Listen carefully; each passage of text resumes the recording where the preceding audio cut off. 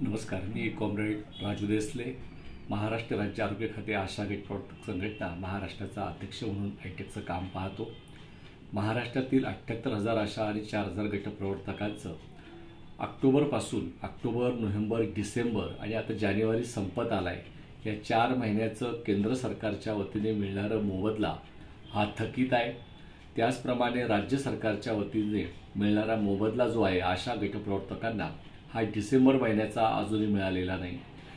गेले 4 महिने सातत्याने पाठपुरावा करूनही राज्य सरकार, केंद्र सरकार आशा आणि गट प्रवर्तकांची मागणी आहे की दर महिन्याला मोबदला मिळावा, मात्र या प्रश्नाकडे दुर्लक्ष होत आहे। 3 महिने उलटून गेल्यावर सुद्धा केंद्र सरकार आशा आणि गट प्रवर्तकांना मानधनावर काम करणाऱ्या महिलांना मोबदला देऊ शकत नसेल तर अतिशय खेदाची बाब आहे।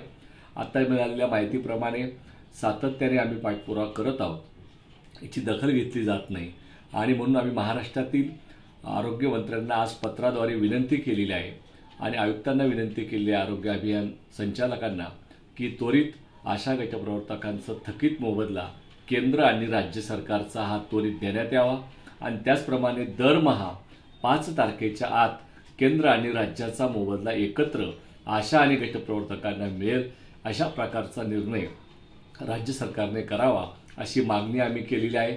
आयटेकच्या वतीने मागणी केलेली आहे। जर हा मोबदला त्वरित खात्यावरती 8 दिवसात जमा झाला नाही तर संपूर्ण महाराष्ट्रामध्ये आशा गट प्रवर्तक संघटना आयटेकच्या वतीने राज्यभर आंदोलन करू असा इशारा आज मी या ठिकाणी देत आहे।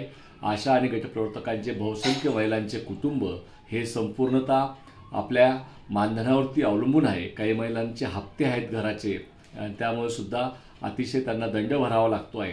आरोग्य अभियानातील कंत्राटी कर्मचाऱ्यांना सुद्धा मोबदला हा गेल्या महिन्याचा अजूनही खात्यावरती जमा झालेला नाही। नर्सेस आहेत, इतर कर्मचारी आहेत आणि म्हणून आरोग्य अभियानात काम करणाऱ्या आशा गट प्रवर्तक, कंत्राटी कर्मचारी सर्वांचा मोबदला हा 5 तारखेच्या आत खात्यावर जमा झालाच पाहिजे अशी मागणी महाराष्ट्राच्या आरोग्य मंत्र्यांकडे करत आहोत।